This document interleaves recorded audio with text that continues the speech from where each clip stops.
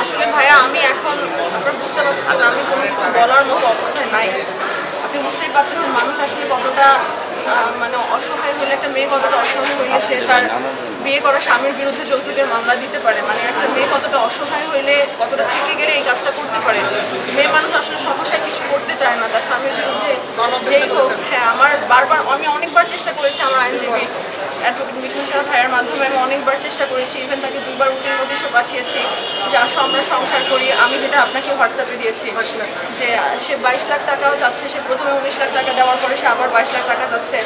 এবং সবচেয়ে অসহায়ের যে ব্যাপারটা হচ্ছে ভাইয়া, সে বারবার আমাকে বলতেছে যে মানে মুখের উপরে আমাকে লাস্ট 31শে জুলাই যে আমার বাসায় আসছিল আফতাবনগরে, সে মুখের উপরে বলে গেছে যে আমি তোকে টাকার জন্য বিয়ে করছি, তুই টাকা দিবি না মানে। এবং আপনারা ভালোভাবে খোঁজ নিলে আমি চাই আপনারা খোঁজ নেন, আমি কতটুকু সত্য বলতেছি কতটুকু মিথ্যা বলতেছি এটাও তো জানা দরকার। আমি চাচ্ছি আপনারা খোঁজ নিয়ে দেখেন যে সে 2022 সালের ডিসেম্বর মাসের 30 তারিখে তার ব্র্যাক ব্যাংকের চাকরিটাও সে ছেড়ে দেয়। এবং ছেড়ে দেওয়ার পরে সে ব্যবসা করবো বলে আমার কাছ থেকে 19 লাখ টাকা নেয়। দেন 19 লাখ টাকা দেওয়ার পরে সে ওই টাকা দিয়ে কী করে আমি জানি না। তারপরে সে আবার 22 লাখ টাকা চায় আমার কাছে। এভাবে সে ইভেন মানে উঠতে বসতে শুইতে মানে যে কোনো কাজ করার সময় সে টাকা চায়। উঠতে বসতে নাইতে খাইতে সে সবসময় টাকা চাইতে থাকে, টাকা চাও, টাকা দাও, আমাকে টাকা দাও। তো শেষবার যখন তার সাথে আমার সবচেয়ে হতাশার কথা হচ্ছে এটা, সে আমাকে বলছে আমি তোকে টাকার জন্য বিয়ে করছি, আমি এই জন্য চাকরিও ছেড়ে দিছি, আমি তুই টাকা দিবি না মানে। মানে এটা কতটা হতাশার কথা হইতে পারে একটা মেয়ে মানুষের জন্য। একটা মেয়ে মানুষ কতটা অসহায় হলে, অবশ্যই আপনাদের বোন আছে বাসায়, আপনাদের বোন আছে, খালাতো বোন, চাচাতো বোন, মামাতো বোন, নিজের বোন, যে বোনই হোক, একটা মেয়ে মানুষ কতটা অসহায় হলে আসলে আদালতের দ্বারস্থ হয় নিজের স্বামীর বিরুদ্ধে যার সাথে আমার বিয়ে হয়েছে।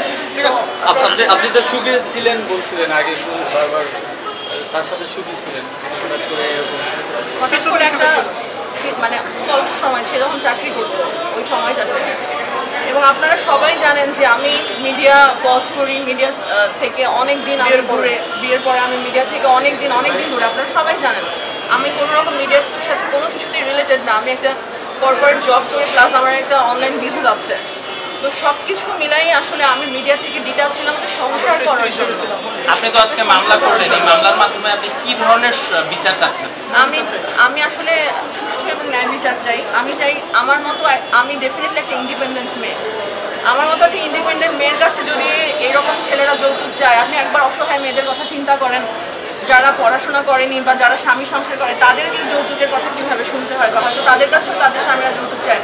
তো আমি চাই যে তার শাস্তি হোক, যেন পরবর্তীতে কেউ এরকম যৌতুক না চায়। মানে আপনি আর সংসার মিটআপের কথা না, আমি অবশ্যই সংসার করতে চাই। সে যদি মানুষের ভুল হতে পারে, মানুষ যদি পারে, সে যদি তার ভুলটাকে শুধরে আসতে পারে, আমি অবশ্যই সংসার করবো।